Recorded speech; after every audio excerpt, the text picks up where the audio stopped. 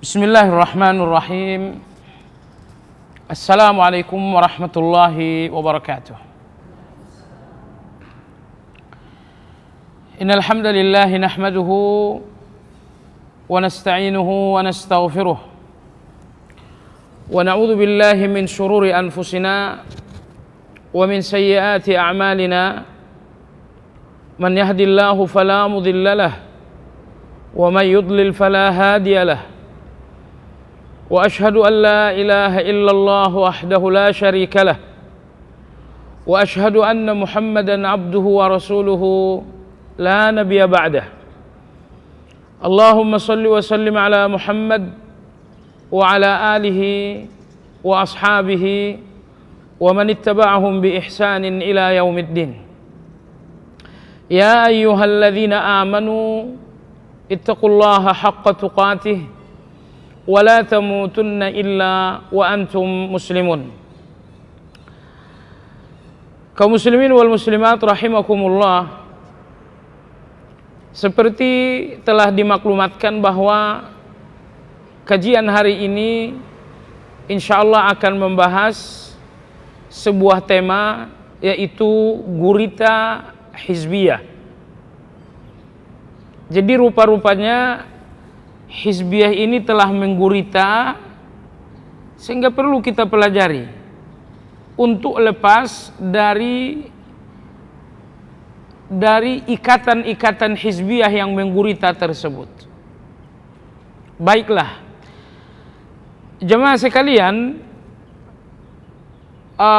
agama ini menghendaki agar kita menemukan kebenaran yang sesungguhnya. Nah, akan tetapi ada sejumlah kendala-kendala yang membuat kebenaran itu menjadi tidak nampak. Kita seringkali berhadapan dengan pintu-pintu yang tertutup untuk kita sampai kepada kebenaran. Nah, secara umum ulama-ulama kita menjelaskan bahwa penghalang seseorang sampai kepada kebenaran ada dua, yaitu syubhat dan syahwat, atau dibalik, syahwat dan syubhat. Yang dimaksud dengan syahwat, keinginan yang besar dalam diri seseorang untuk menjauhi kebenaran. Ada keinginan yang besar untuk korupsi misalnya, keinginan yang besar untuk berzina misalnya, keinginan yang besar untuk berdusta misalnya, keinginan-keinginan yang besar, dorongan-dorongan yang kuat untuk melakukan satu kejahatan dan ternyata tidak dilawan dengan mujahadah, ini dinamakan dengan syahwat. Nah, nomor dua adalah syubhat. Syubhat ini lebih buruk daripada syahwat. Karena syubhat adalah syahwat yang telah menemukan legitimasi logis. Ibu sekalian, apabila satu kejahatan menemukan alasan yang positif, satu kejahatan menemukan alasan yang positif walaupun dengan cara dipaksakan, maka kejahatan ini akan tersamar, bahkan akan terasa sesuatu yang positif. Coba dengar. Seorang wanita yang berprofesi sebagai pelacur, tentu saja ini satu kejahatan. Tapi ketika si pelacur ini berhasil mengumpulkan sejumlah alasan-alasan logis mendukung pekerjaannya, maka kejahatannya yang tadinya syahwat berubah menjadi syubhat. Kamu pelacur? Iya. Kenapa jadi pelacur? Saya harus makan. Saya menanggung sejumlah anak-anak. Ayahnya sudah tidak ada. pekerjaan yang halal dan terhormat untuk bisa saya kerjakan tidak ada, saya terpaksa melakukan ini semua. Andai kata ada orang yang bertanggung jawab untuk kehidupanku dan anak-anakku, tidak mungkin jalan hina pelacuran ini akan aku jalani. Si pelacur berusaha menampilkan dan memberikan sejumlah alasan-alasan untuk mengapologis, untuk menyederhanakan kejahatannya.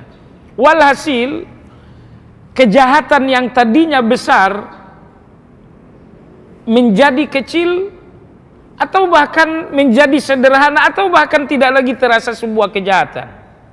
Ini yang dinamakan dengan syubhat. Karena pengertian dasar dari syubhat adalah samar. Rezeki syubhat maksudnya adalah rezeki yang tersamar, tidak jelas halal dan haram, dinamakan dengan syubhat. Nah, ternyata persoalan syubhat ini bukan cuma persoalan rezeki saja, tapi pemikiran pun mengalami kondisi syubhat. Maka tadi kita katakan, setiap kejahatan apabila telah menemukan alasan logisnya walaupun dipaksakan, maka kejahatan ini tidak lagi terasa jahat. Ini yang dimaksud dengan syubhat. Contoh lain, perayaan menyambut tahun baru Masehi. Tentu saja hal ini tidak dibenarkan. Ini sebuah kesalahan. Tapi ketika kemudian diisi dengan hal-hal yang lahiriahnya positif, misalnya malam tahun baru kita isi dengan renungan, kita isi dengan muhasabah, kita ramai-ramai ke puncak, bakar atau bikin api unggun, lalu disampaikanlah dalam suasana cahaya yang temaram sebuah renungan akhir tahun. Apa yang terjadi? Satu kesalahan diisi dengan sesuatu yang positif, sehingga yang salah ini tidak lagi terasa salah. Ini yang dinamakan dengan syubhat. Nah, maka syubhat itu memiliki dua bentuk. Yang pertama, kesalahan yang disubuhatkan sehingga terasa seakan-akan baik. Nomor dua, kebaikan yang disubuhatkan sehingga seakan-akan kejahatan. Coba dengarkan. Anda berhijab panjang sekali, berjilbab terulur ke bawah panjang sekali. Tentu ini satu kebaikan. Ini tepat, ini benar. Tapi Anda bisa bayangkan, kalau kebenaran ini menemukan alasan negatif. Misalnya, Anda berjilbab terlalu panjang seperti ini, di tengah masyarakat yang belum familiar dengan jilbab seperti ini, bisa-bisa ini akan menjadi fitnah. Bisa-bisa Anda akan dituduh sebagai pengikut aliran menyimpang. Anda akan dituduh teroris. Pendekkan saja dulu jilbabnya. Menghindari fitnah dalam agama kita harus. Perhatikan. Satu kebaikan, yaitu berhijab besar, berjilbab panjang, tapi kemudian dibenturkan dengan satu alasan yang buruk. Sehingga jilbab yang benar, yang baik, karena dibenturkan dengan alasan yang buruk, terasa seakan-akan tidak lagi baik. Ini namanya mensubuhatkan kebaikan menjadi keburukan. Kalau yang pertama tadi mensubuhatkan keburukan menjadi kebaikan. Nah, kaitannya dengan kajian kita jamaah sekalian, namun sebelumnya ingin saya katakan bahwa syubhat itu jahat sekali. Syubhat itu adalah jahat sekali. Anda bisa bayangkan, kejahatan berubah menjadi kebaikan. Kebaikan berubah menjadi kejahatan. disebabkan karena syubhat. Nah, maka orang-orang yang punya kebiasaan melakukan bid'ah, mereka tahu bahwa apa yang mereka lakukan itu tidak diajarkan oleh Nabi Shallallahu Alaihi Wasallam. Akan tetapi mereka menciptakan alasan-alasan positif untuk sesuatu yang salah, sehingga yang salah itu terasa positif. Setidaknya mereka mensubuhatkan bid'ah itu dengan alasan positif global. Mereka mengatakan ini adalah hasanah. Nah, begitu bid'ah telah mereka subuhatkan dengan istilah hasan, maka tidak lagi terasa bid'ah ini suatu kesalahan. Nah, jemaah sekalian, jangankan dalam dunia agama, dalam dunia kehidupan sehari-hari pun syubhat itu terjadi dan merusak. Perhatikan, anak kita tiba-tiba kembali ke rumah membawa rapot dengan nilai merah. Hampir seluruh mata pelajaran nilai merah. Kita orang tua mulai emosi dan marah. Kita katakan, kamu kenapa tidak belajar? Setiap minggu kamu bimbelkan, setiap kamu inginkan kursus, diberi peluang kan? Tapi kenapa kembali dengan nilai merah seperti ini? Ini satu kesalahan. Coba dengarkan, apabila anak ini memberikan alasan positif, maka kesalahan nilai merah ini akan berubah. Anak ini mengatakan, apa Bapak lupa? Waktu ujian kemarin saya kurang sehat kan? Alasan yang baik. Bagaimana saya bisa belajar konsentrasi ujian untuk menjawab seluruh pertanyaan dengan kondisi seperti itu? Wajar dong kalau kemudian nilai saya merah. Akhirnya apa? Sesuatu yang betul-betul salah ini kemudian menjadi tersederhanakan setelah si anak memberikan alasan yang positif untuk kesalahan tersebut. Ini adalah semacam syubhat juga. Nah, jadi intinya bahwa syubhat dalam kehidupan sehari-hari menyamarkan sebuah fakta, itulah syubhat terjadi dalam kehidupan sehari-hari. Dan yang lebih buruk apabila syubhat yaitu menyamarkan sebuah kebenaran menjadi seakan-akan kejahatan. Ini yang paling buruk. Nah, jemaah sekalian, syubhat ini tentu memiliki bentuk warna yang sangat ramai dan berbeda-beda. Nah, di antara cara yang digunakan oleh orang-orang yang berpikiran kerdil untuk mensyubhatkan persoalan adalah dengan menggunakan teori hizbiyah. Jadi dengan hizbiyah, satu kebenaran menjadi satu kesalahan, dan satu kesalahan seakan-akan sebuah kebenaran. Oleh sebab itu, Imam atau Syekh Al-Khazandar hafizallahu ta'ala beliau mengatakan bahwa hizbiyah ini adalah sebuah musibah, sebuah malapetaka intelektual. Hizbiyah ini menutup pintu kebenaran, sehingga kebenaran yang sesungguhnya tidak terkuak. Bahkan yang benar nampak seakan-akan salah, dan yang salah nampak seakan-akan benar. Inilah di antara dampak buruk dari hizbiyah. Baik, ibu-ibu sekalian,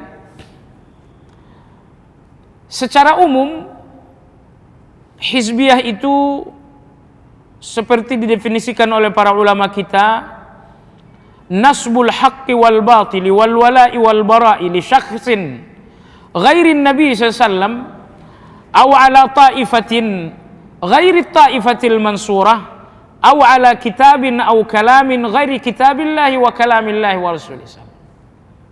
Apa definisi hizbiyah? Hizbiyah adalah standarisasi baik dan buruk,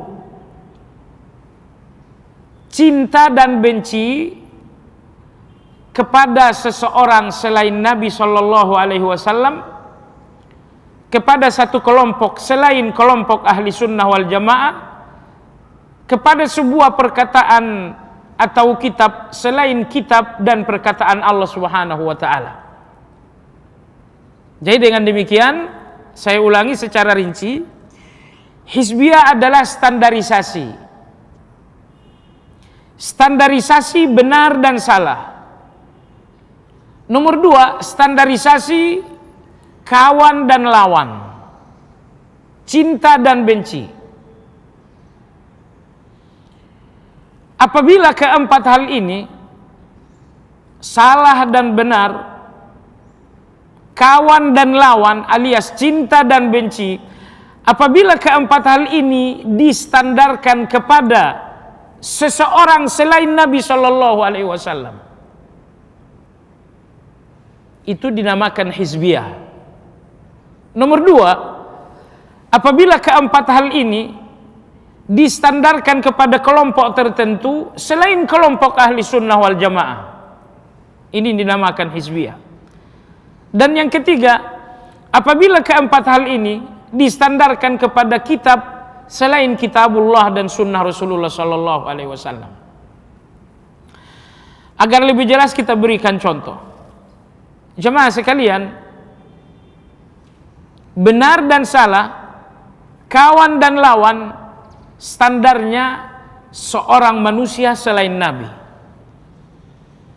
Ini benar.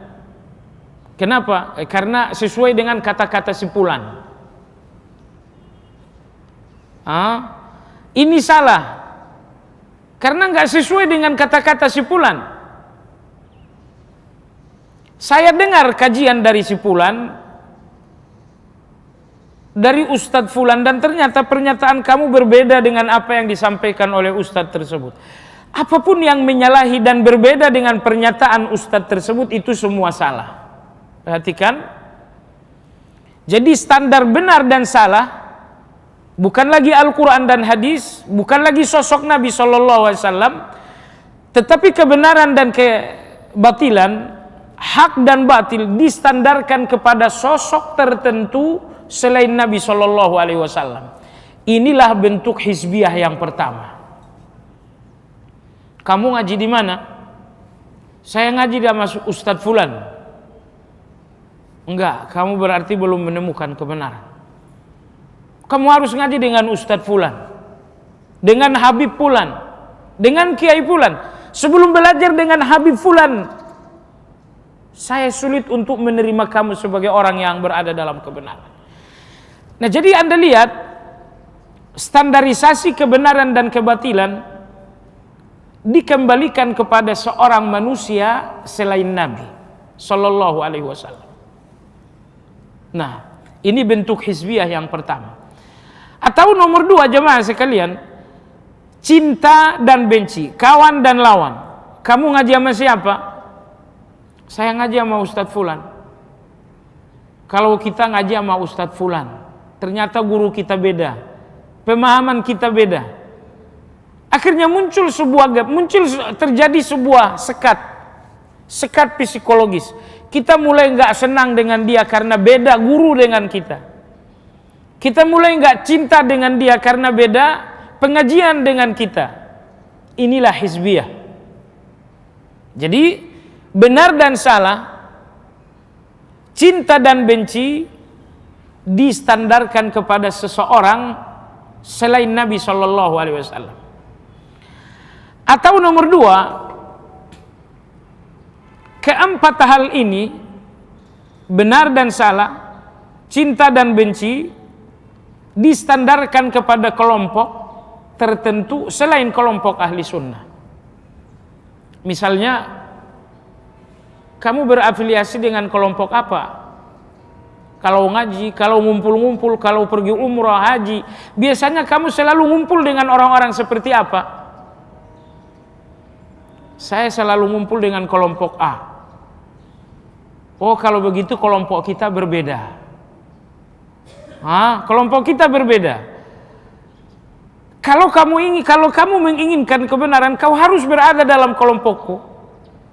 Kita akan bersahabat lahir dan batin dengan catatan engkau berada di tengah-tengah kelompokku.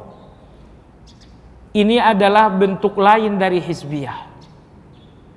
Benar dan salah, kawan dan lawan, standarnya memang bukan orang tertentu, tetapi kelompok tertentu yang notabene bukan kelompok ahli sunnah. Nah, maksudnya begini, di dalam jalan ahli sunnah ini terdapat sejumlah kelompok-kelompok.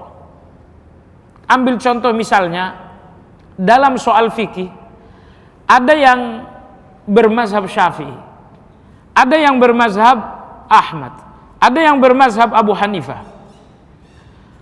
Adanya kelompok-kelompok ini tentu saja bukan hizbiyah.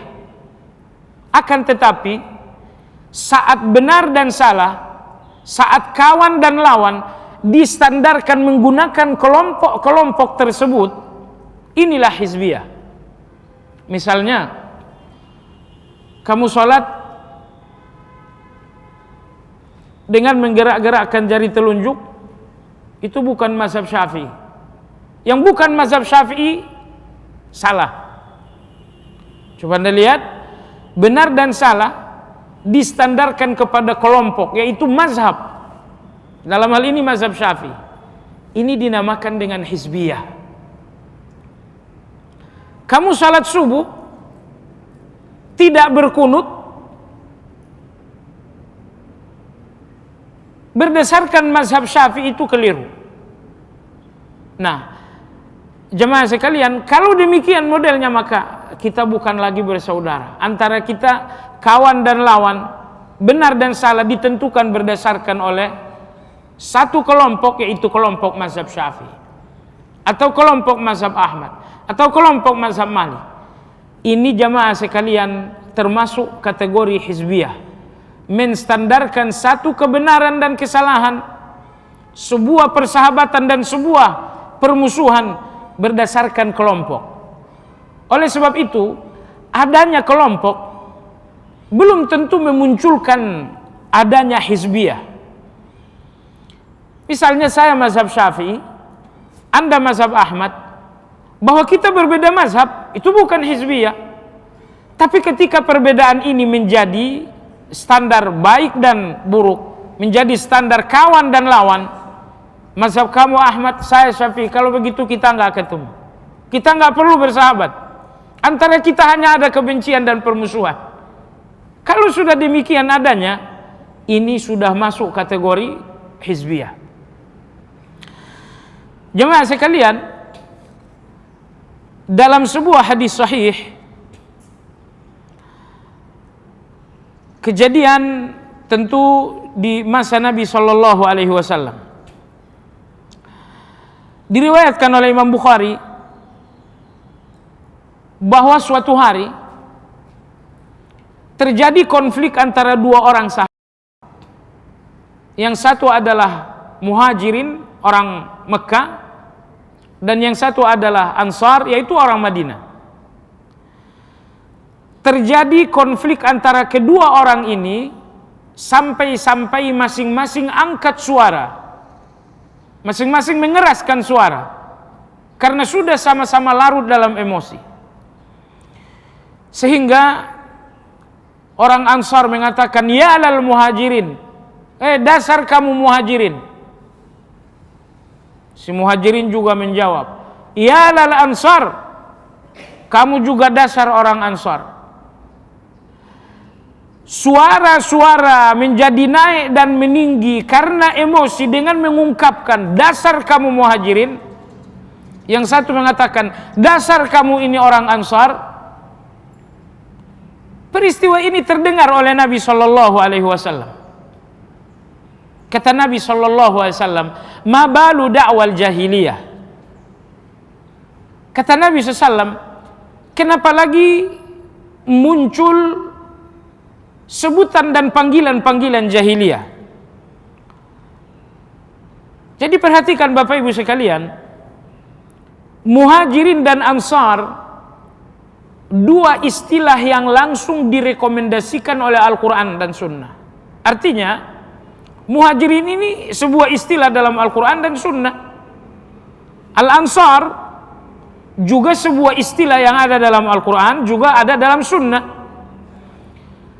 Tapi ketika dua istilah yang sama-sama syar'i ini diucapkan dalam konteks permusuhan, Nabi kita Shallallahu Alaihi Wasallam menyebutkan bahwa ini adalah panggilan jahiliyah. Nah, inilah hizbiyah, ibu sekalian yang saya hormati.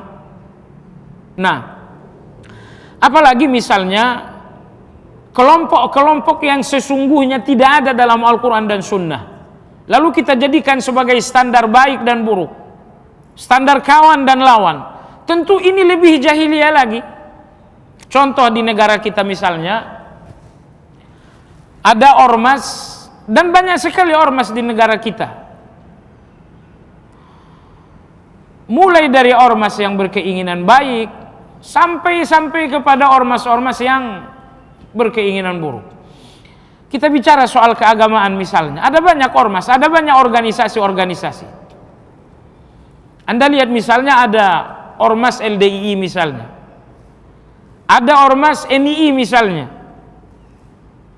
ada ormas lembaga kerasulan misalnya. Entah legal atau tidak ormas-ormas tersebut, bukan itu pembicaraan kita. Tapi yang ingin kita jelaskan, bahwa masing-masing pendukung ormas menjadikan ormasnya sebagai standar benar dan salah. Mereka menjadikan ormas mereka sebagai standar kawan dan lawan. Sampai-sampai pengikut satu ormas tidak boleh menikah dengan ormas lain. Subhanallah. Pernikahan tidak boleh dilakukan antara dua insan yang berada di dua ormas yang berbeda. Nah, inilah hizbiyah. Istilah Nabi SAW dakwal jahiliyah. Ini adalah panggilan-panggilan jahiliyah. Nah, jemaah sekalian, tentu kita tidak menggugat fenomena hizbiyah ini ketika muncul dari orang-orang yang menyimpang. Misalnya, dia dari aliran yang menyimpang, aliran Syiah, ataupun aliran-aliran lain. Kalau memang hizbiyah ini muncul dari orang-orang yang berada di aliran-aliran sesat, kita nggak heran, karena tidak ada aliran sesat yang tidak hizbiyah. Semua aliran sesat pasti hizbiyah. Namun yang menjadi hati kita teriris pilu ketika hizbiyah ini terjadi di tengah-tengah kita umat ahli sunnah wal jamaah. Saya ulangi sekali lagi, tidak ada aliran sesat yang tidak hizbiyah. Orang-orang Syiah pasti mereka hizbiyah. Atau misalnya aliran yang lain, mereka sudah pasti hizbiyah. Jadi tidak ada aliran sesat tanpa hizbiyah. Namun yang ingin menjadi perhatian khusus kita, kenapa hizbiyah ini terjadi di tengah orang-orang yang merasa ahli sunnah wal jamaah? Nah, sekali lagi, inilah yang sesungguhnya menjadi sasaran bidik kajian kita hari ini.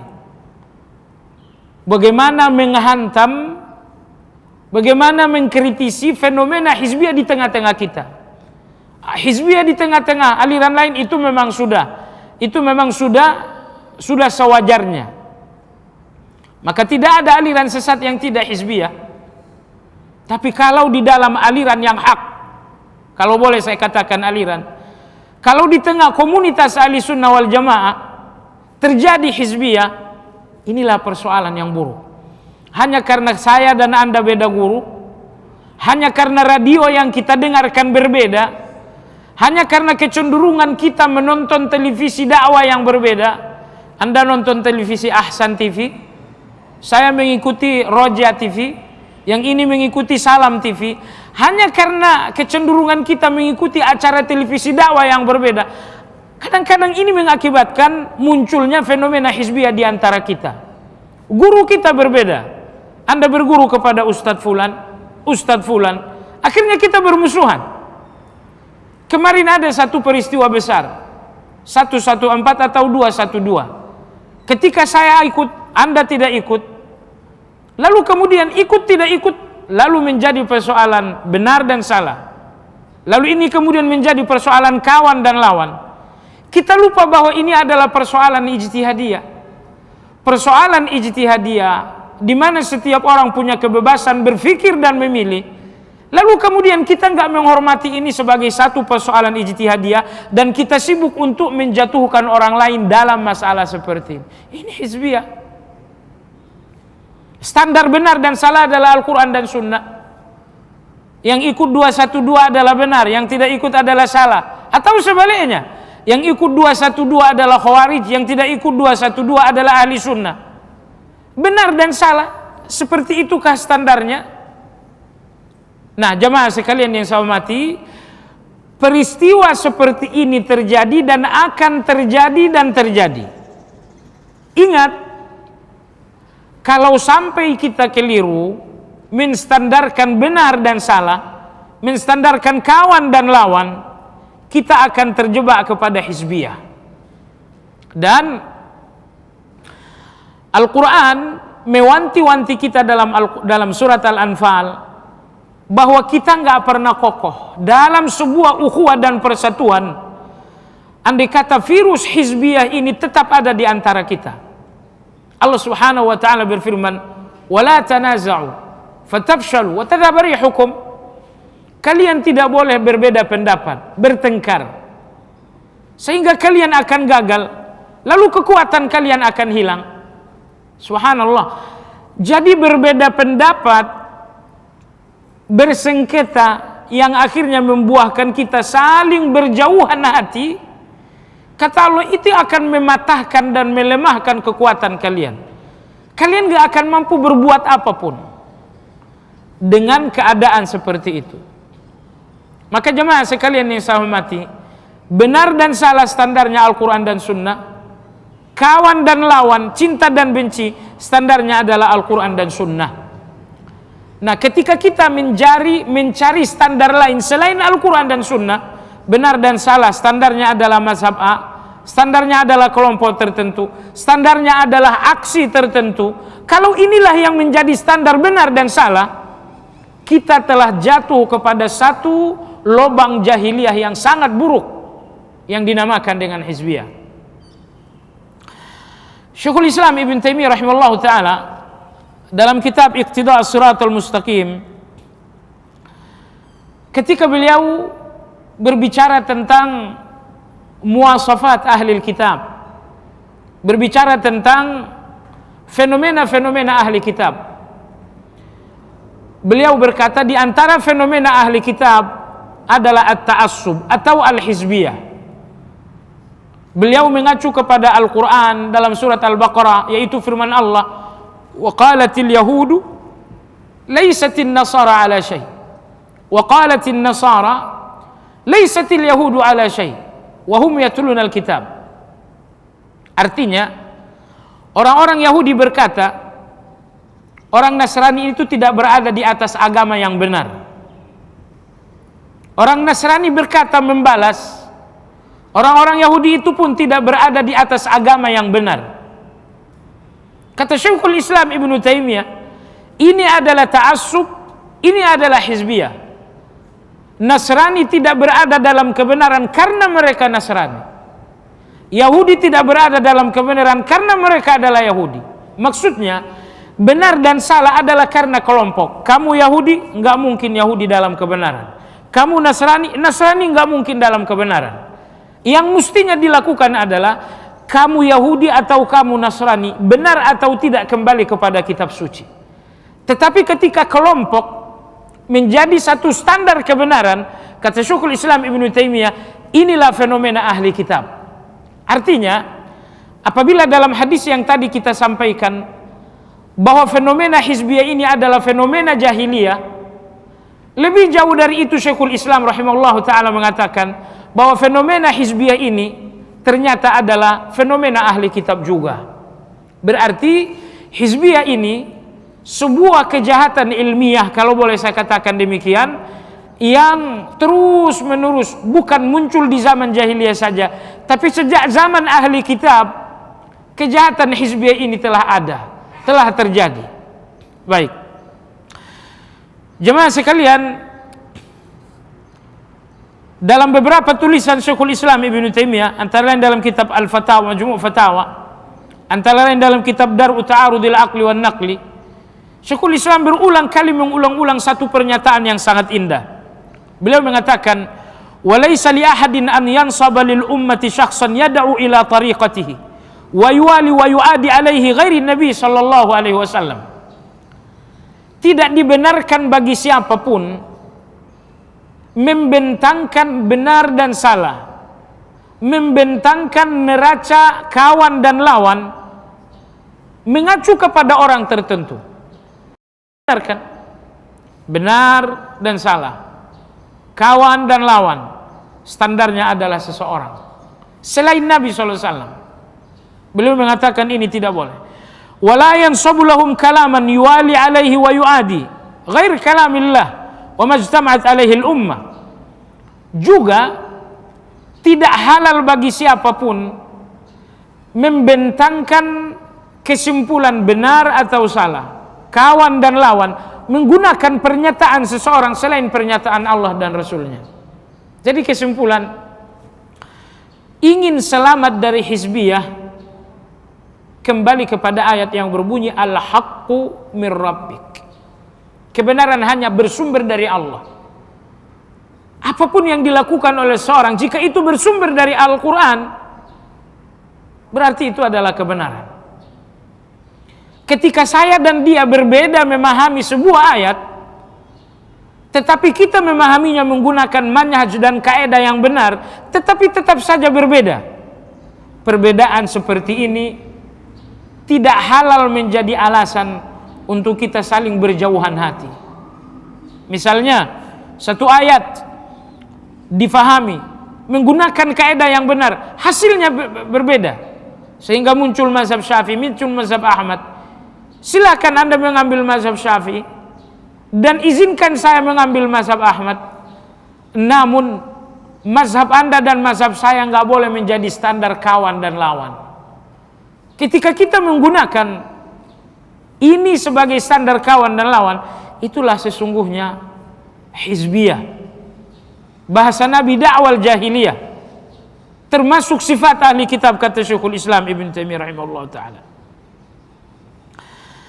Jemaah sekalian yang saya hormati, Syekh Utsaimin rahimallahu taala berkata dalam kitab beliau Kitabul Ilm, "Fayajibu ala talibil ilmi an yatakhalla 'anit ta'ifiyyati wal hizbiyyah bihaitsu ya'qidul wala'a wal bara'a ala ta'ifatin muayyanah."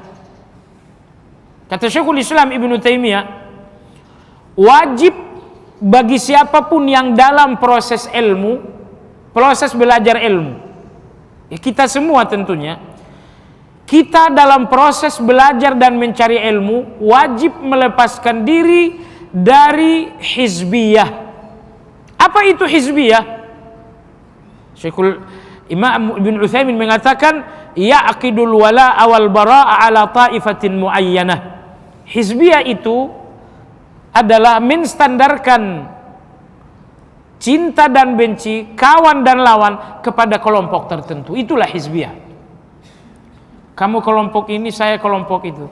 Kalau begitu kita beda jalan. Padahal sama-sama ahli sunnah wal jamaah. Nah maka jamaah sekalian, adanya beberapa kelompok di kalangan ahli sunnah bukan berarti kita jadikan, kita gunakan menjadi standar cinta dan benci. Apa saja yang menjadi penyebab munculnya hizbiyah? Definisinya tadi sudah. Lalu sekarang asbab al-hizbiyah, penyebab munculnya fenomena hizbiyah ini.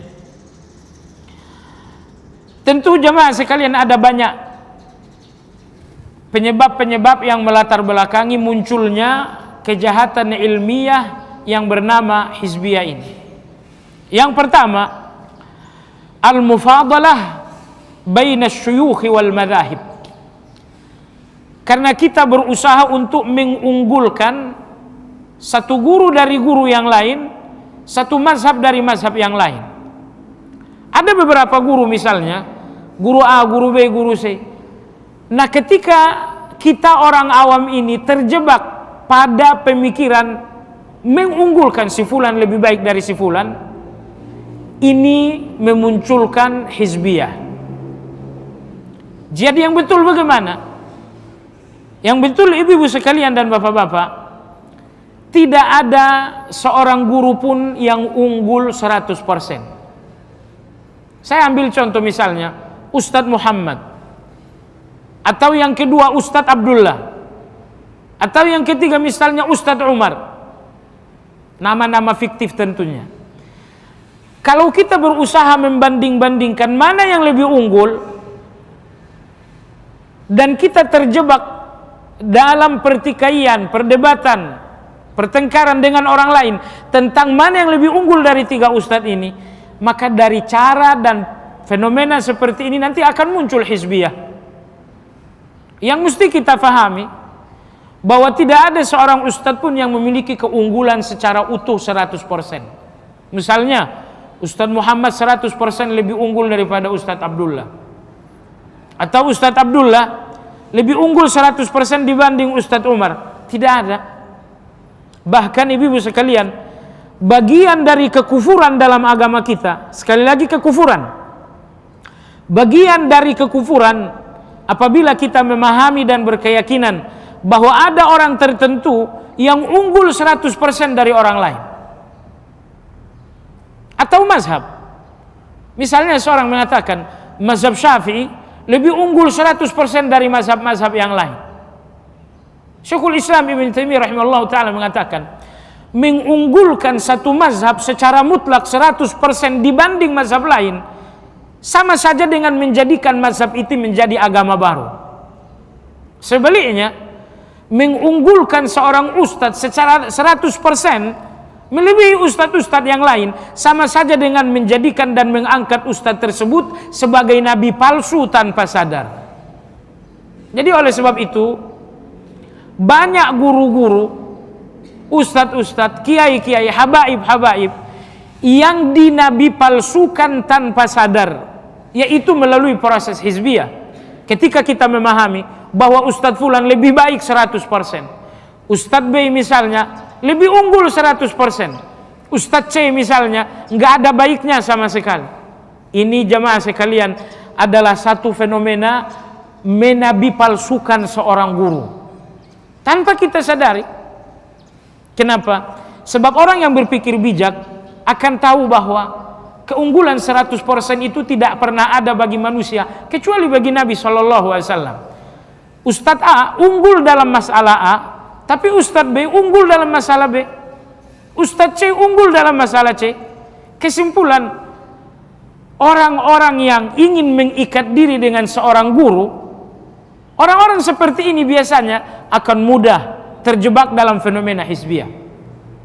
Oleh sebab itu, sebaiknya di antara adab belajar agama, carilah ilmu dari sebanyak mungkin guru dengan catatan semuanya adalah ahli sunnah wal jamaah. Ada 100 guru, semuanya ahli sunnah wal jamaah, berguru kepada sebanyak mungkin ustadz dari kalangan ahli sunnah. Ini adalah solusi yang indah, solusi yang tepat, solusi ilmiah agar kita lepas dari hizbiyah ini. Kenapa? Karena penyebab pertama munculnya hizbiyah karena kita mulai mengunggulkan satu guru dengan guru lain. Bukan cuma mengunggulkannya dalam diri kita, tapi kita mulai melakukan pengunggulan itu melalui acara debat. Kita ajak seseorang bertengkar, menurut saya fulan lebih bagus daripada fulan. Yang kedua mengatakan enggak, si fulan lebih baik. Kamu keliru. Terjadi debat kusir hanya untuk mengunggulkan si fulan dan si fulan. Nah, jemaah sekalian, inilah penyebab pertama munculnya hizbiyah, yaitu karena kita ingin mengunggulkan satu orang melebihi orang yang lain. Padahal itu tidak mungkin. Tidak ada orang yang unggul 100%. Baik. Syekhul Islam Ibn Taimiyah rahimahullah ta'ala dalam kitab Minhajus Sunnah, beliau mengatakan, wal kalamu fin nasi yajibu an yakuna bi ilmin wal adl, la bijahlin wala zulmin kahali ahli bidah. Beliau mengatakan, mengomentari seseorang wajib berdasarkan ilmu dan keadilan. Enggak boleh mengomentari seseorang menggunakan kejahilan dan kezaliman. Intinya, kalau ada seorang guru, Anda hanya melihat kebaikannya saja seakan-akan tidak ada keburukannya, lalu Anda mengkomentarinya berdasarkan kebaikan yang nampak, dan Anda seakan-akan menutup mata dari keburukan. Ini namanya mengkomentari seseorang dengan kezaliman. Berkomentarlah tentang seseorang dengan dua, dengan ilmu dan adil. Ilmu artinya komentarilah apa yang faktual ada pada orangnya. Dia itu mendalam dalam masalah A, dia itu spesialis dalam masalah B. Komentari seseorang berdasarkan fakta, itu namanya ilmu. Dan nomor dua, berdasarkan keadilan. Artinya jangan sampai diakui yang tidak ada. Misalnya si fulan ini pendidikannya S3, padahal S1 pun tak selesai. Tapi karena udah terlanjur cinta, udah terlanjur salut, akhirnya dia mengatakan dia pendidikan S3. Si fulan ini hafal Quran, padahal bukan hafal Quran.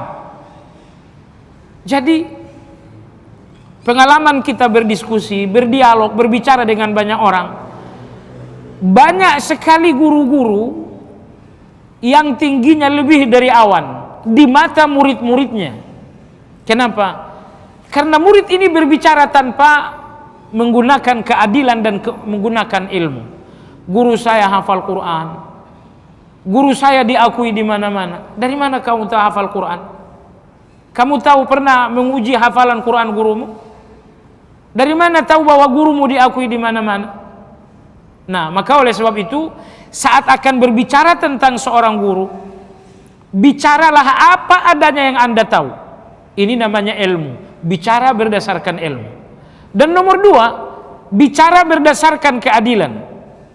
Anda bicarakan kebaikan gurumu, tapi Anda juga jangan a priori membicarakan kekurangan guru. Nah, beberapa waktu lalu beredar sebuah video bahwa ada seorang guru yang menyampaikan pernyataan yang memang salah. Lalu muncul kesibukan yang luar biasa di kalangan pengikut guru tersebut membela gurunya. Jemaah sekalian, ini adalah pembicaraan berdasarkan kezaliman. Kalau guru Anda salah, kata-katanya kasar, akui saja, itulah keadilan. Keadilan itu akui kebaikan, tapi juga akui keburukan. Ketika Anda hanya mau menerima kebaikan dan Anda berontak menolak sebuah fakta keburukan, Anda sudah tidak adil namanya. Jemaah sekalian, maka Syekhul Islam dalam kitab Minhajus Sunnah memberikan kita satu undang-undang ketika mengkomentari orang lain. Komentari orang lain dengan dua prinsip. Prinsip ilmu dan prinsip keadilan. Mengkomentari orang lain dengan prinsip ilmu artinya apa yang secara pasti dan faktual betul-betul ada. Kemudian komentari orang lain berdasarkan keadilan artinya sebutkan kebaikannya dan Anda pun jangan a priori terhadap keburukannya. Nah, maka ini terjadi dari dua pihak yang berbeda. Kalau kita sudah hizbiyah dan asabiyah, kebaikan guru akan kita gunakan menutupi kejahatannya, sehingga kejahatannya kita bela, nggak ada. Tapi dari pihak yang berbeda, malah tidak pernah melihat kebaikan guru kita, yang dia lihat adalah kekurangan semuanya. Maka ingin saya katakan ibu-ibu sekalian, apabila Anda memiliki seorang guru dan Anda hanya melihat kebaikannya dan tidak pernah melihat keburukannya, mungkin memang Anda tidak pernah melihat keburukannya, tapi Anda pun tidak siap dan tidak mau menerima berita tentang keburukan seorang guru. Percayalah bahwa Anda telah terjebak dalam penyakit hizbiyah. Keadilan, saat kita gembira, lapang dada menerima cerita baik tentang guru kita, tapi kita juga lapang dada mengakui keburukan guru kita. undang-undang ini berlaku untuk semua guru. Siapapun yang kita statuskan sebagai guru, Ustadz A, Ustadz B, Ustadz Fulan, pasti ada benarnya, pasti ada salahnya. Untuk menerima benar dan salah, Anda hanya membutuhkan satu hal, sikap adil. Nah, saat Anda tidak lagi adil, Anda hanya siap menerima kebenaran, berita baik, dan Anda nggak mau mendengarkan berita buruk, padahal keburukan itu benar-benar ada. Percayalah bahwa Anda telah terjebak ke dalam bencana ilmiah yang bernama hizbiyah tersebut. Baik. Kemudian yang kedua, di antara penyebab munculnya hizbiyah adalah ta'assubu syuyukh yan'akisu 'alal atba'i mudha'afan. Seorang guru yang terlalu ta'assub, terlalu keras, berlebihan menyampaikan sebuah pendapat akan mengakibatkan ta'assub atau berlebihan yang lebih parah pada murid. Maksudnya gini, kalau ada seorang guru menyampaikan satu persoalan dengan bahasa yang berlebihan, maka muridnya akan memahami permasalahan tersebut lebih berlebihan lagi, melebihi berlebihan sang guru. Nah, misalnya seorang guru dengan bahasa yang berlebihan mengatakan, pendapat A, saya tidak ragu 100% adalah keliru. Tentunya seorang guru nggak boleh mengatakan begitu. 100%. Kalau hanya untuk menilai pendapat, saat Anda menilai pendapat dengan pendapat Anda nggak boleh menggunakan istilah 100%. Tapi ketika Anda menilai pendapat menggunakan dalil yang pasti, misalnya liberal, saya yakin 100% aliran liberal adalah salah. Oh, Anda tepat menggunakan istilah 100%. Karena Anda menyalahkan yang benar-benar salah berdasarkan Al-Quran dan Sunnah. Tapi maksudnya kalau baru tahap pendapat, lalu Anda menggunakan istilah 100%, misalnya, menurut saya, sholat dengan menggerak-gerakkan jari telunjuk seperti ini 100% adalah kebenaran. Padahal ada pendapat lain, dalam kondisi ada pendapat lain, ternyata Anda menggunakan, seorang guru menggunakan bahasa 100%. Ini bahasa yang terlalu berlebihan, karena bahasa seperti ini menafikan adanya pendapat lain. Apabila seorang guru menggunakan pernyataan seperti ini, apa jadinya dengan murid? Murid akan terjebak kepada hizbiyah. Maka murid bukan sekedar mengatakan 100%. Murid akan mengatakan orang yang salat menggerak-gerakkan jari telunjuk 100% kebenaran, dan yang tidak seperti itu adalah aliran sesat. Tuh. Akan muncul pernyataan yang lebih berlebihan lagi dari murid, disebabkan karena seorang guru menyampaikan satu persoalan dengan bahasa yang terlalu berlebihan. Bustinya dalam masalah-masalah yang memang ijtihad, dalam masalah yang memang berbeda pendapat, seorang guru nggak boleh mengatakan 100%. Misalnya dalam salat menggerakkan jari telunjuk saat tasyahud. Apa yang mesti dilakukan oleh seorang guru? Seorang guru harus mengatakan masalah ini masalah beda pendapat, masalah khilafiyah. Ada yang mengatakan gerak jari, ada yang mengatakan tidak gerak jari. Dua-duanya sama-sama memiliki dalil. Menurut saya yang lebih tepat adalah pendapat menggerakkan jari. Misal, sampaikan pendapat Anda sebagai seorang guru yang menurut Anda adalah baik, tapi jangan sampai pendapat lain seperti dinihilkan, pendapat lain seperti tidak ada. Akhirnya apa? Masyarakat ini akan menganggap bahwa menggerakkan jari satu-satunya kebenaran, yang lain tidak. Buktinya ketika ngaji dengan guru fulan, beliau hanya menyebutkan satu, yaitu menggerakkan jari. Beliau nggak menyebutkan pendapat lain, berarti tidak ada pendapat lain lagi, dan pendapat lain adalah pendapat yang salah. Nah, Bapak Ibu sekalian yang saya hormati, Imam Ibnu Taimiyah rahimahullahu taala dalam Muqaddimatut Tafsir Beliau mengatakan, seorang guru yang akan menjelaskan perbedaan pendapat wajib menyampaikan pendapat-pendapat itu kepada semua orang. Misalnya, ketika berbicara tentang cadar, apa hukum cadar? Kalau memang ada dua pendapat, sampaikan kedua-duanya. Bahwa ada dua pendapat, ada tiga pendapat, namun Anda hanya menyebutkan satu pendapat, kata Syekhul Islam Ibnu Taimiyah, ini adalah sebuah kesalahan ilmiah. Contoh kedua, tentang isbal misalnya, memanjangkan celana bagi laki-laki melebihi mata kaki. Dalam masalah ini, apakah ada khilafi, apakah ada perbedaan pendapat? Kalau memang ada perbedaan pendapat, misalnya ada dua, ada tiga, ada empat pendapat, sampaikan pendapat itu semua. Walaupun pada akhirnya Anda mendukung satu pendapat, tapi nggak berarti pendapat-pendapat yang lain ini lalu kemudian didiamkan, disembunyikan. Itu nggak boleh. Dan ibu-ibu dan bapak-bapak sekalian yang saya hormati, inilah satu kesalahan ilmiah fatal di lapangan dakwah kita. Saya ulangi, inilah kesalahan ilmiah fatal di lapangan dakwah ahli sunnah wal jamaah. Bahwa guru-guru kita, ustadz-ustadz kita menyampaikan perbedaan pendapat hanya dengan menyebutkan satu dan menyembunyikan pendapat yang lain. Itu adalah kezaliman ilmiah.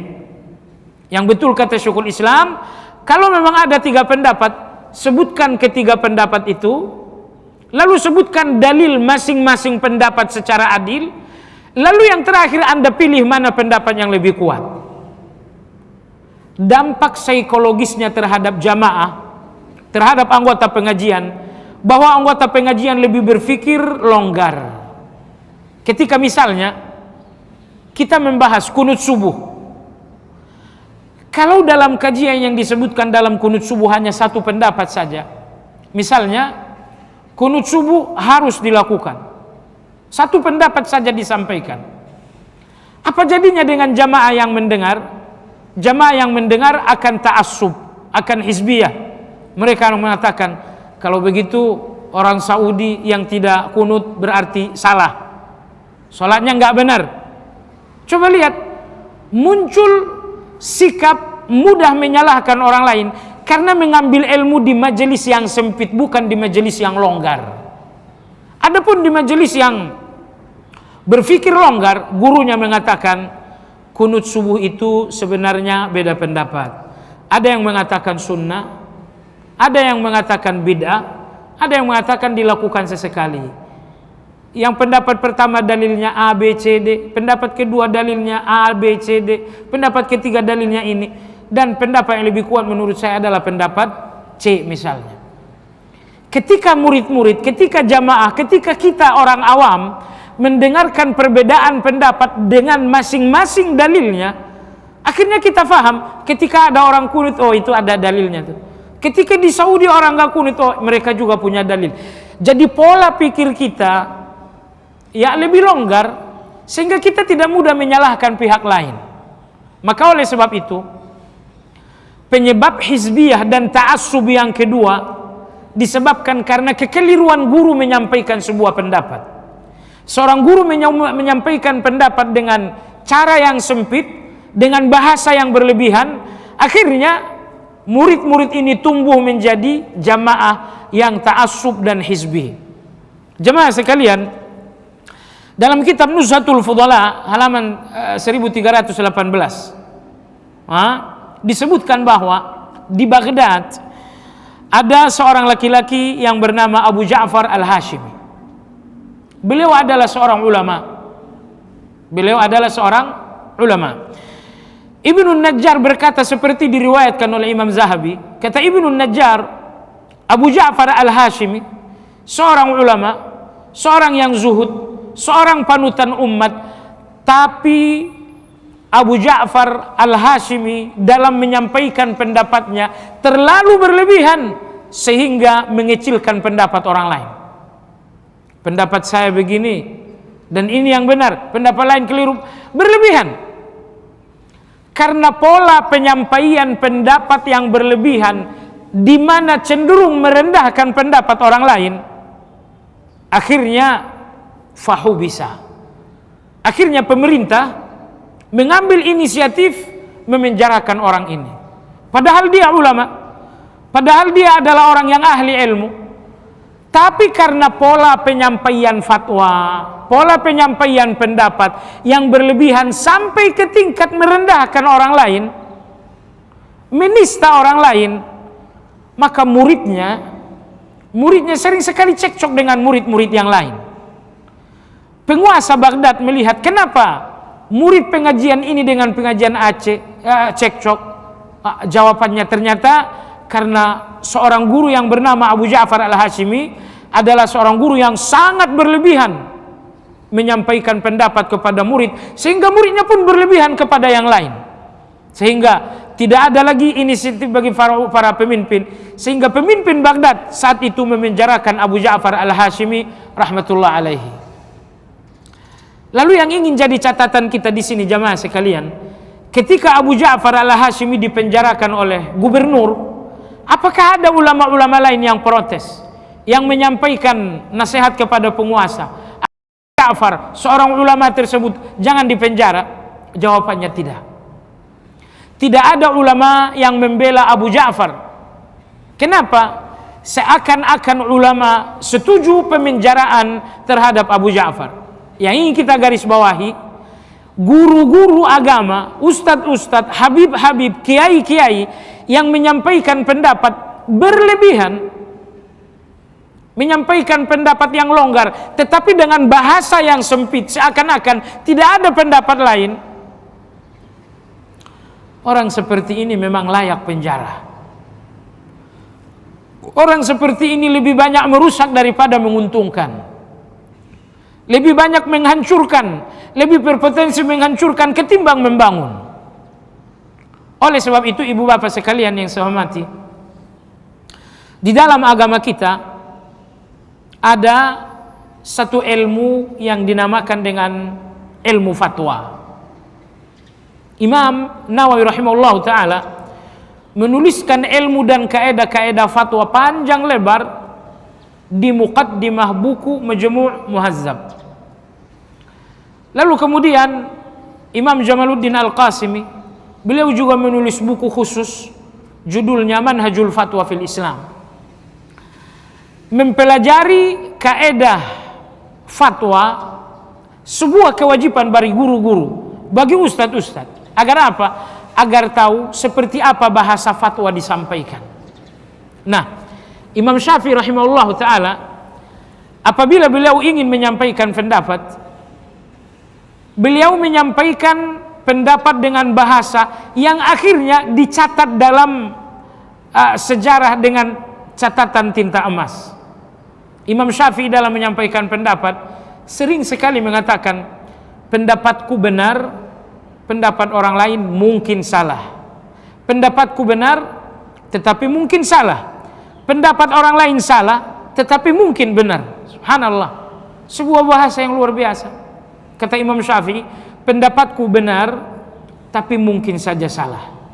Pendapat orang lain salah, tetapi kemungkinan mungkin juga benar.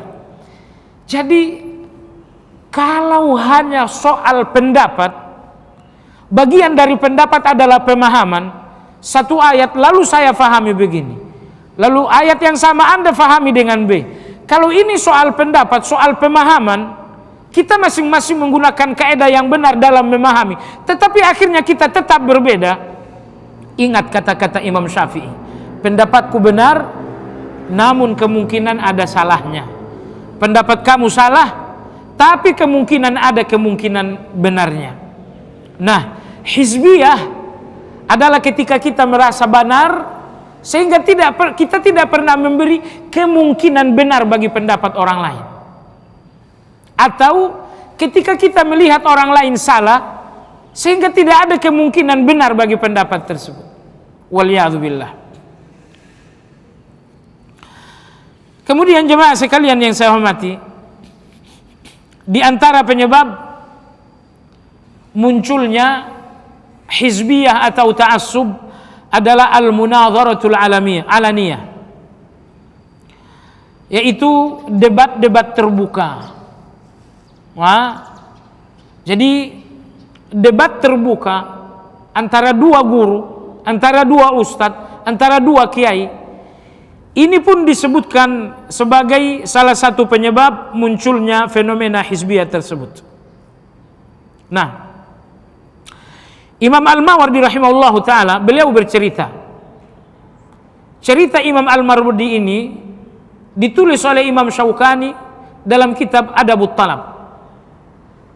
Imam Al-Mawardi mengatakan, aku melihat langsung dengan kedua mataku kedua orang berdebat secara terbuka di depan halayak ramai. Tiba-tiba yang satu berlebihan. Beliau mengatakan, pendapatmu salah karena belum pernah aku dengar dari guruku. Jadi awalnya debat ini berjalan dengan baik, tapi ketika kemudian berkaitan dengan satu masalah, lalu yang satu kalah, dia mengatakan, mestinya dia mengaku kalah. Oh iya, saya kalah. Tapi dia enggak mengatakan demikian. Dia mengatakan, enggak, pokoknya guruku mengatakan demikian. Apa yang dikatakan guruku adalah kebenaran. Dalil yang kau sebutkan enggak bisa kuterima karena berbeda dengan pendapat guruku. Nah, Imam Mawardi rahimahullah ta'ala mengatakan, mestinya orang yang kalah ini menerima pendapat yang kedua lawannya karena berdasarkan dalil, namun ia menolak pendapat tersebut walau ada dalilnya karena katanya berbeda dengan pendapat gurunya. Nah, sesungguhnya andai kata dialog ini berlangsung di tempat yang tertutup, di tempat yang rahasia, mungkin ketika ia telah terdesak tanpa ada dalil yang mendukung pendapat, mungkin dia akan mengakui pendapat yang kedua. Tapi ketika debat ini di depan publik, debat ini secara terbuka, muncul gengsi, muncul rasa malu untuk mengakui kelemahan. Akhirnya apa? Dalil yang jelas-jelas nyata ditolak, diabaikan, hanya menurutnya karena berbeda dengan pendapat gurunya. Baiklah, ibu-ibu sekalian yang saya hormati, itulah beberapa penyebab munculnya asabiyah ataupun hizbiyah tersebut. Berikutnya tentang bentuk-bentuk asabiyah, bentuk-bentuk hizbiyah. Bentuk hizbiyah tentu saja sangat banyak. Yang pertama, al-asabiyatu lisyuyukh taj'alu asy-syaikha mi'yaran lil haqq. Bentuk asabiyah atau hizbiyah yang pertama adalah hizbiyah kepada seorang guru. Pokoknya ngajinya harus sama guru fulan. Kalau enggak dengan dia saya enggak mau. Nah, kalau seseorang telah hizbiyah kepada seorang guru, apa yang terjadi? Taj'alu asy-syaikha mi'yaran lil haqq. Maka guru tersebutlah yang akan diposisikan sebagai kebenaran. Ya, kalau enggak sama dia saya enggak mau belajar. Seakan-akan kebenaran tidak ada kecuali pada guru tersebut. Nah, jemaah sekalian yang saya hormati, ini bentuk hizbiyah yang pertama, hizbiyah kepada seorang guru. Nomor dua, hizbiyah yang kedua adalah at-ta'assubu bi'imamin bi'ainihi wa huwa yushbihu ta'assub al-mubtadi'ati bisahabiyin bi'ainihi. Yang kedua adalah hizbiyah kepada seorang imam. Misalnya ada Imam Syafi'i, ada Imam Ahmad, ada Imam Abu Hanifah, dan imam-imam dalam agama kita ini banyak sekali. Tidak terhitung berapa jumlah mereka. Sahabat dan tabi'in semuanya adalah imam.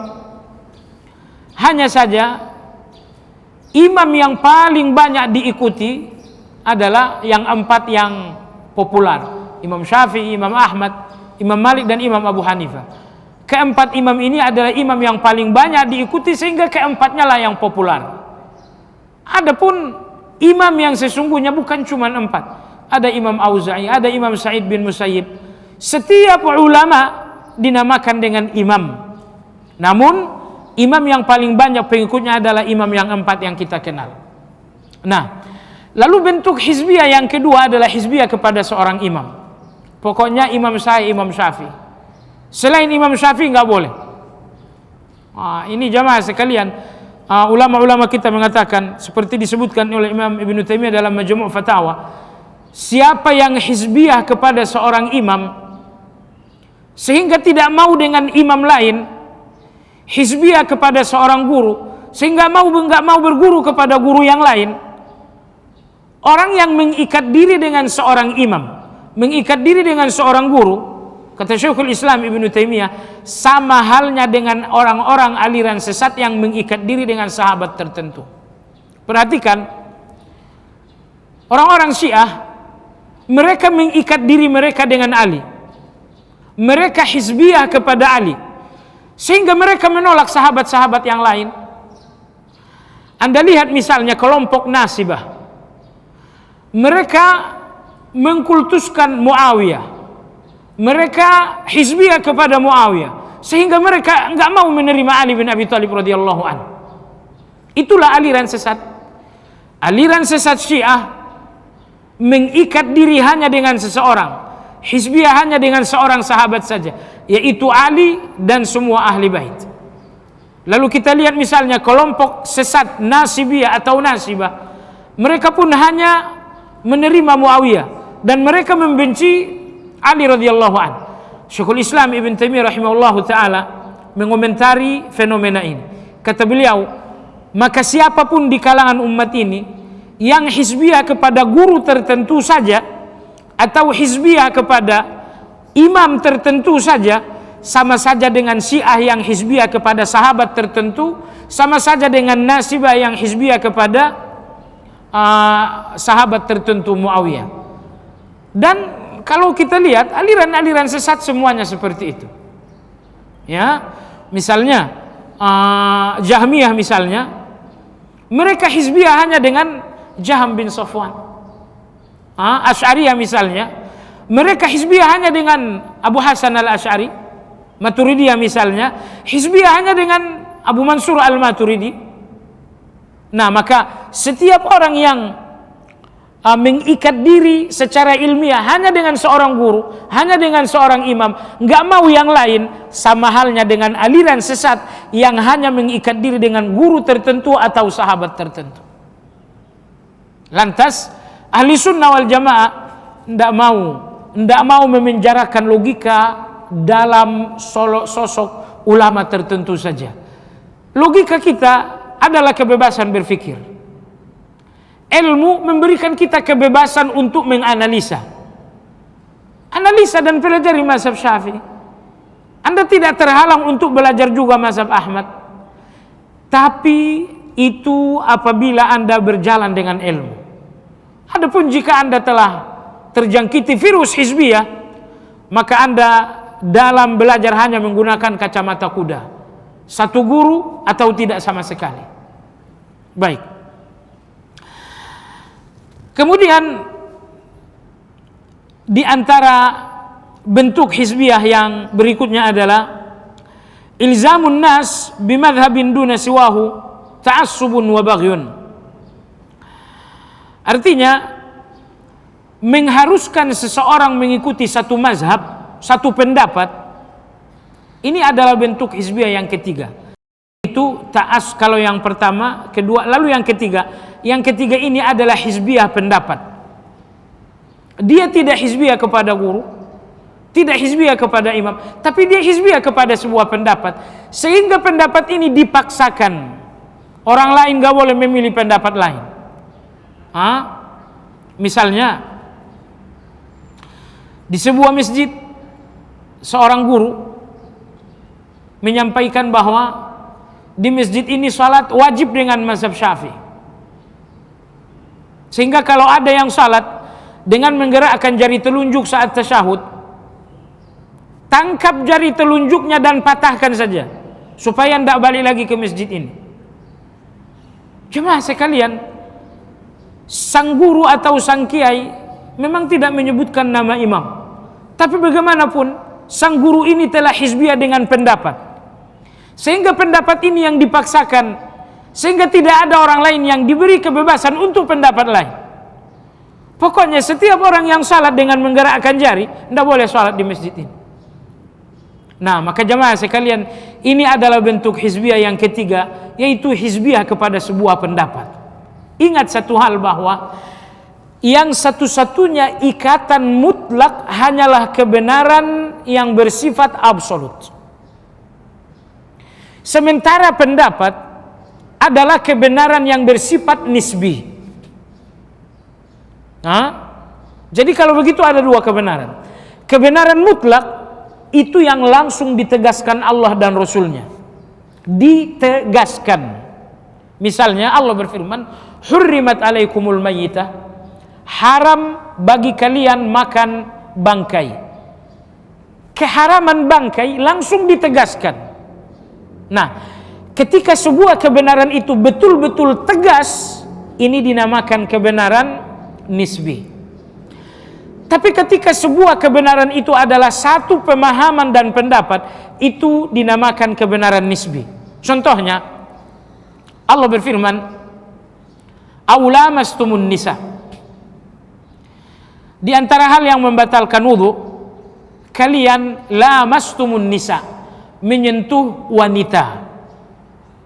Menyentuh wanita. Ayat ini enggak tegas. Karena kalau memang yang dimaksud sekedar bersentuhan, mestinya ayat mengatakan kalian menyentuh kulit wanita. Ini tidak berbunyi menyentuh kulit wanita, tapi yang disebutkan dalam ayat menyentuh wanita, sehingga muncul multitafsir. Ada ayat lalu muncul multitafsir. Tafsir pertama, menyentuh wanita yang dimaksud adalah hubungan badan. Tafsir yang kedua, menyentuh yang dimaksud adalah sentuhan syahwat, walaupun tidak sampai hubungan badan. Tafsir yang ketiga, menyentuh yang dimaksud adalah sekedar bersentuhan. Muncul tiga tafsir terhadap ayat. Ibu-ibu sekalian, kebenaran dalam ketiga tafsir ini adalah kebenaran nisbi. Kenapa? Ketiga pendapat ini memiliki kebenaran nisbi karena sama-sama mengacu kepada ayat. Pendapat pertama mengacu kepada ayat, kedua mengacu kepada ayat, ketiga mengacu kepada ayat. Namun berbeda. Namun walaupun berbeda tetap mengacu kepada ayat, mengacu kepada dalil. Ini dinamakan dengan kebenaran nisbi.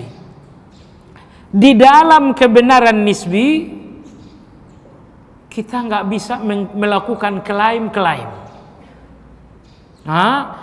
Menyentuh yang membatalkan wudu, menyentuh wanita yang membatalkan wudu, maksudnya adalah sekedar bersentuhan kulit. Pendapat yang lain semuanya sesat. Ini tidak dibenarkan. Kebenaran dalam tiga multitafsir ini adalah kebenaran nisbi. Dinamakan kebenaran nisbi karena sama-sama mengacu kepada ayat, sama-sama menggunakan kaedah yang benar memahami ayat. Namun hasilnya berbeda.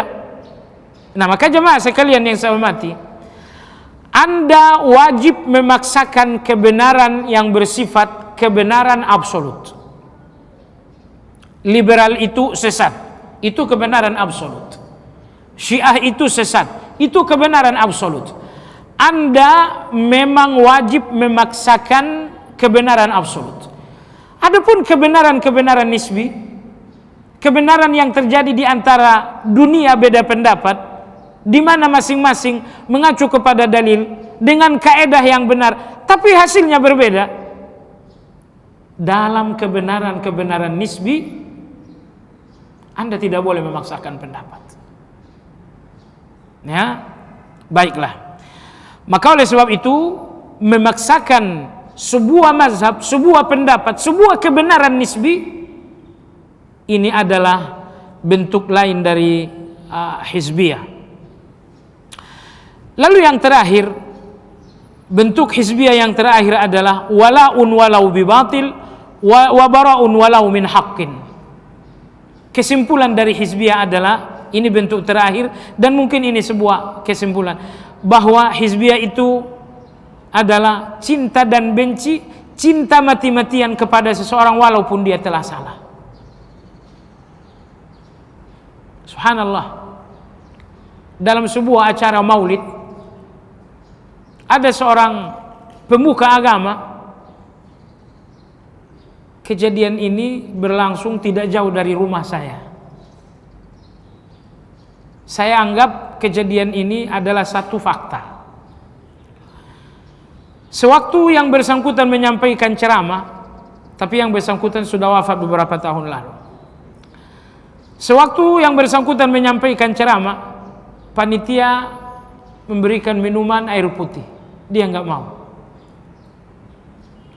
Diberikan susu nggak mau juga. Diberikan kopi juga nggak mau. Akhirnya dia minta bir. Jemaah sekalian, tahun 2002 nggak ada bir zero alkohol. Bahkan kalaupun sekarang ada biru zero alkohol, kita tetap saja nggak percaya bahwa itu zero alkohol. Intinya bir saat itu adalah bir alkohol. Tapi si pemuka agama ini tetap saja memaksakan panitia untuk memberikan minum bir alkohol tersebut. Dan dia mengatakan, Anda dan saya berbeda. Ya, ini haram buat Anda, haram juga buat saya. Tapi saya lebih mudah diampuni Allah karena A, B, dan C. Saya nggak mau nyebut alasan.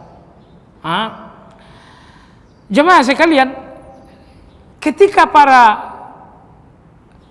para pengikut dikonfirmasi, mereka mengatakan dia adalah seorang wali.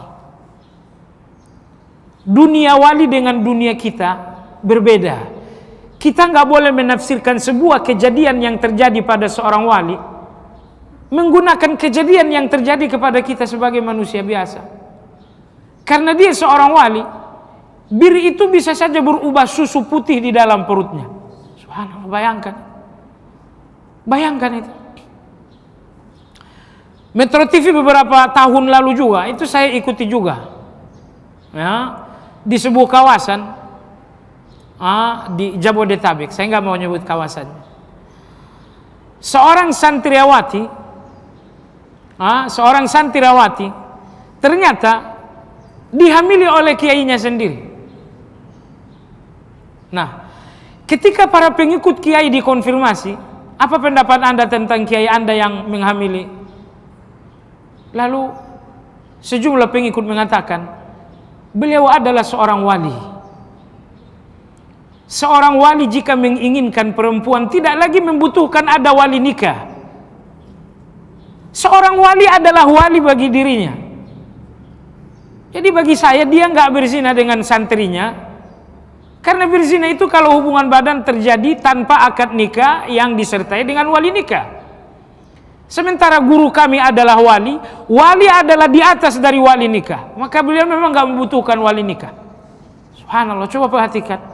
Satu kejahatan karena loyalitasnya udah berlebihan, sehingga kejahatan ini dinormalkan saja dengan alasan-alasan yang nggak masuk akal. Isu terakhir, saya yakin jamaah sekalian tahu,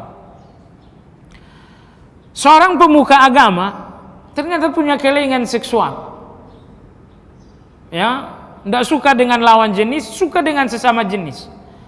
Maka orang-orang yang ikut kajian, secara khusus yang belum dewasa, anak-anak SMP yang belum punya kumis, belum punya jenggot, selalu digerayangin, bahkan celakanya di sebuah hotel di samping Masjidil Haram, ketika pemuka agama ini umroh dengan sejumlah murid, ternyata ada seorang murid, ya, anak SMP yang masih mulus, belum ada kumis, belum ada apa. Akhirnya sang pemuka ini, sang tokoh ini melakukan hubungan sodomi justru di hotel tersebut. Kalau Anda ke Mekah ada Hotel Tauhid namanya, Hotel Tauhid di samping Masjidil Haram. Disitulah perbuatan mesum itu terjadi. Bukan zina, sodomi. Bukan dari orang awam, tapi seorang pemuka. Nah, ketika para pengikutnya dikonfirmasi, bagaimana dengan kesaksian seorang murid yang telah disodomi di Mekah? Menurut Anda, komentar Anda apa? Beliau mengatakan, murid-murid mengatakan, coba dengar, guru kami melakukan kesalahan yang bersifat pribadi, sementara dia melakukan perbaikan yang bersifat sosial. Kesalahannya untuknya dan bukan untuk kami. Kebaikannya bersifat sosial untuk kami dan untuk semuanya. Kami menutup mata dari kesalahan pribadinya karena kebaikan sosialnya lebih banyak. Jadi menurut kami dia lebih banyak manfaatnya dari mudaratnya. Subhanallah. Mestinya apa? Diakui saja mestinya. Maka oleh sebab itu diantara hizbiyah adalah walaun walau bibatil. Akan muncul kultus habis-habisan walaupun sudah berada dalam kesalahan. Yang kedua wabaraun walau min haqqin. Hizbiyah berikutnya adalah benci terhadap seseorang walaupun orang ini benar. Seorang guru, dia benar, akhlaknya bagus, kalau berbicara selalu menggunakan dalil. Akan tetapi karena dia beda dengan saya, dia dibenci. Maka oleh sebab itu, membenci dan memusuhi seseorang padahal dia berada dalam kebenaran atas nama agama lagi, ini dinamakan dengan hizbiyah. Baiklah, ibu-ibu sekalian yang saya hormati dan jamaah yang saya hormati, masih ada bagian-bagian penting tentang hizbiyah ini. Kita ambil bagian terakhir saja, yaitu al-makhraju minal hizbiyah, solusi agar tidak lagi terjadi. Yang pertama, la ta'assuba li basharin ghairin nabi sallallahu alaihi wasallam wala li kalamin aw li kitabin illa lil kitab was sunnah. Ini solusi pertama. Jangan lagi ada hizbiyah kepada manusia kecuali kepada Nabi SAW. Jangan lagi ada loyalitas yang bersifat total, cinta yang bersifat total kecuali hanya kepada Nabi SAW. Kepada manusia selain Nabi silakan loyal tapi jangan total. Silakan cinta tapi jangan 100%. Maksudnya, di dalam akidah, di dalam tauhid, seseorang kita cintai hanya sejauh kebenaran dan kebaikan yang ia miliki. Kalau ada seorang guru memiliki 100 kebenaran, maka kita mencintainya hanya sebatas 100 kebenaran tersebut. Adapun jika ia memiliki 100 kesalahan, maka kita nggak boleh lagi mendukungnya, loyal kepadanya di dalam 100 kesalahan yang lain. Dengan demikian, loyalitas utuh kita 100% kepada manusia hanya kepada Nabi SAW, nggak boleh kepada guru. Maka ketika ada loyalitas total kepada guru, bukan kepada Nabi, ini adalah penyebab hizbiyah. Oleh sebab itu, solusi pertama agar tidak terjadi hizbiyah, loyalitas kepada manusia secara utuh total hanya kepada Nabi SAW. Lalu kemudian solusi yang kedua, wala li kalamin aw li kitabin illa lil kitabi was sunnah. Loyalitas kepada sebuah ucapan, kepada sebuah kitab hanya kepada Al-Quran dan Sunnah. Ustadz Fulan nulis buku akidah. Ustadz Fulan nulis buku akidah juga. Dua guru yang berbeda menulis dua buku. Ingat, loyalitas karena buku hanya boleh disebabkan karena Al-Quran dan Sunnah. Lalu kemudian solusi yang ketiga, i'tibaru syuyukh adilla'a ilal haq. Kita nggak boleh lupa bahwa setiap guru bukan kebenaran, tapi sarana atau alat untuk menemukan kebenaran. Guru kita entah siapapun namanya, dia bukanlah kebenaran, tetapi dia hanya sebuah alat.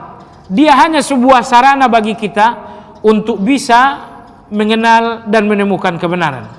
Ini solusi yang kedua. Proporsionallah melihat seorang guru. Guru bukan kebenaran, tapi sarana untuk mendapatkan kebenaran. Kemudian solusi yang ketiga, al-ihtikamu ila fahmi salaf. Selalulah berhukum, berhakim, mengambil keputusan kepada pendapat ulama-ulama terdahulu. Kenapa kita hari-hari ini letih dengan hizbiyah ini? Karena kita di dunia ilmu menemukan kultus-kultus individu kepada guru-guru yang sekarang. Guru-guru yang sekarang. Andai kata kita berusaha menyebutkan nama ulama-ulama dahulu, kita sebutkan Imam Syafi'i, kita sebutkan Imam Ahmad, kita sebutkan Umar bin Khattab, kita sebutkan Abu Bakar Siddiq. Kalau kita mengacu kepada ulama-ulama terdahulu, niscaya hizbiyah dan kultus individu kepada guru-guru yang sekarang ini akan berkurang. Akan tetapi kita lupa, atau barangkali kita sengaja dibuat lupa oleh satu dan lain hal, bahwa akhirnya kita terjebak kepada pengkultusan individu kepada guru-guru yang sekarang. Maka yang mesti adalah berusahalah untuk memahami pendapat atau komentar ulama-ulama terdahulu.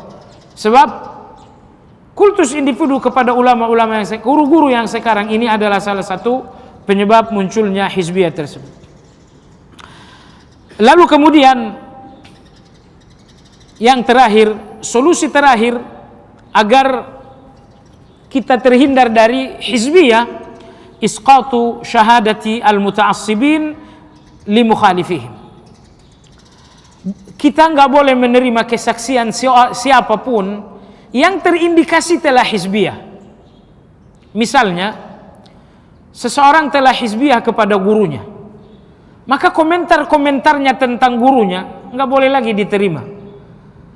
Dan komentar-komentarnya kepada selain gurunya pun nggak boleh diterima. Kenapa demikian? Kultus individu hizbiyah ketika memuji akan memuji berlebihan. Dan ketika akan menyalahkan orang lain secara berlebihan pula. Sementara kebenaran tidak ditemukan dalam sikap berlebih-lebihan. Menyalahkan dengan berlebihan, memuji dengan berlebihan, dua-duanya bukan kebenaran. Kebenaran adalah memuji proporsional, menyalahkan proporsional, namun sikap proporsional alias adil tidak pernah kita temukan dari setiap orang yang hizbi. Seorang yang hizbi selalu memuji berlebihan dan selalu menjatuhkan yang lain secara berlebihan. Memuji berlebihan seakan-akan kebenaran hanya pada seseorang. Menjatuhkan berlebihan seakan-akan selain gurunya semuanya adalah kekeliruan. Baiklah, ibu-ibu sekalian yang saya hormati, jam 11:30 kurang seperempat alias 11:15. Kita cukupkan sampai di sini. Kita buka sesi tanya jawab. Mudah-mudahan ada manfaat kajian hari ini. Wallahu ta'ala a'lam bissawab.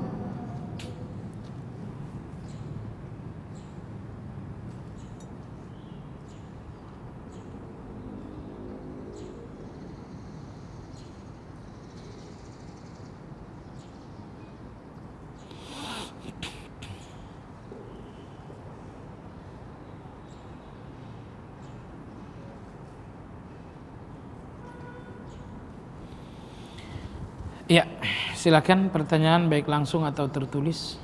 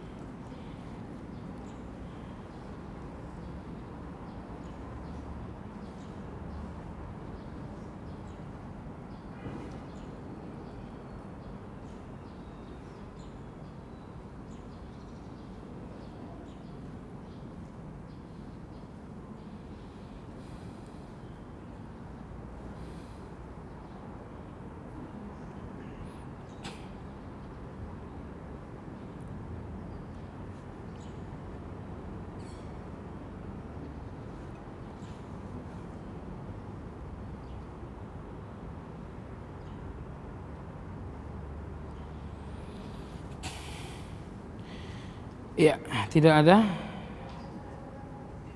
Ya. Oke. Kalau nggak ada biar kita pulang.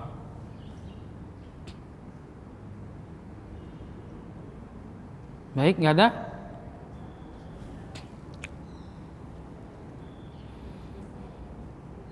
Astagfirullah, astagfirullah.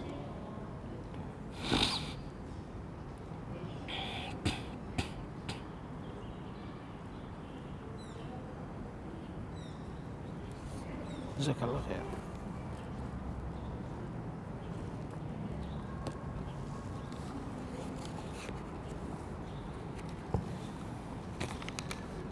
Satu lagi.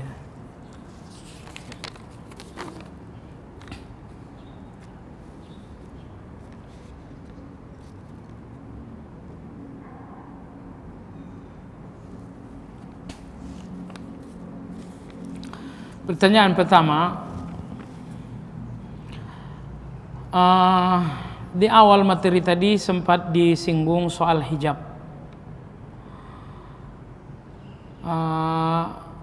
Saya seorang pekerja medis. Dalam bekerja kadang kita melakukan tindakan medis. Saya tetap ingin memakai hijab syar'i, namun dalam melakukan tindakan medis, ya saya agak ribet jika memakai hijab panjang. Bagaimana baiknya agar saya tidak terjebak dalam syubhat membenarkan hijab pendek ketika melakukan tindakan medis?